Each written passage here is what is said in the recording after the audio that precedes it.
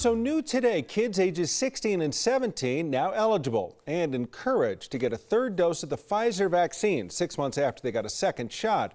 The FDA made that recommendation this morning. The CDC signed off on it, and while about a quarter of the United States has gotten a booster so far, just about 60% of the population is considered fully vaccinated. But the definition of that is slowly changing.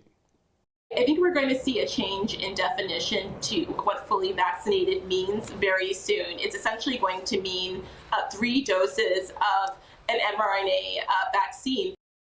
Well, right now, 70% of Coloradans have some protection against COVID-19, but just about 20% of our state has gotten that booster. So our 9Health expert, Dr. Payal Kohli, is back with us today. We're going to talk more about boosters, particularly for this new age group, the 16 and 17-year-olds.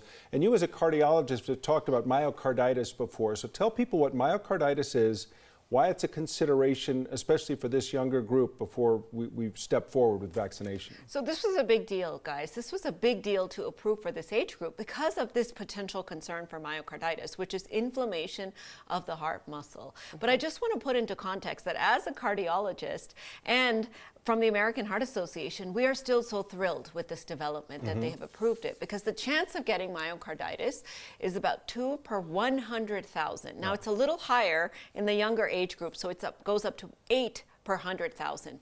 But if you weigh that against the risk of infection, especially with all this Delta around us, there's not a doubt in my mind this is the right thing to do. And then also Pfizer put out the news yesterday regarding the booster, which was really encouraging, right? It is very encouraging, Kim, because we've been asking this, do we have protection against Omicron question for so many days now? And this is our first glimpse into some data that perhaps not 2, but 3 doses of Pfizer or another messenger RNA vaccine like Moderna may offer good protection. Now, keep in mind, this is lab data, so not yet clinical data. It's all antibodies and not infections, but it's really building the ground that shows that boosters protect people. And that's because it was so new, right? I know you mentioned it's going to take a little bit for us to do all the testing. Yeah, in the next couple of weeks, we'll know clinically whether or not we're seeing a protection signal or not. But to have protection against Omicron with the booster, and it really upsets me that only 20% of our state has gotten the booster, 20% of those that are eligible. I think a lot of people thought 2 shots and I'm done, but we continue to try to bring that up. We talk about the booster now with the 16 and 17-year-olds eligible and encouraged to get that booster 6 months after that second shot. How soon will that start to translate down to younger members of society? Will they start to be able to get that booster as well? This is $1 million question, honestly, because I feel like we've almost forgotten about the 12 to 16-year-olds. We've completely forgotten about boosters for 5 to 11, where we haven't even yet started studying them. And I have to say, I think that's a mistake. I think we need to be vaccinating them, which we're doing right now, but also be thinking about boosters at the same time.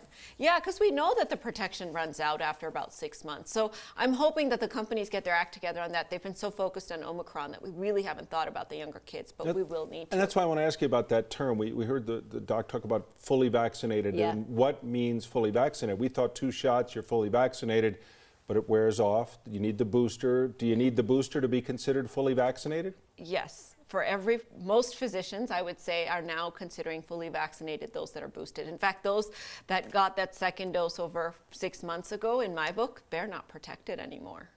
And you saw just many universities are already saying that for the spring semester, you have to have the booster. So I would say if you're not doing it because you want to protect yourself or your loved ones, do it because pretty soon most places are going to start requiring it to get in. Universities might require it, sporting events, et cetera, et cetera. All right. Well, Dr. Payal Kohli, thanks as always. Talking about boosters for teenagers and all of us. All right.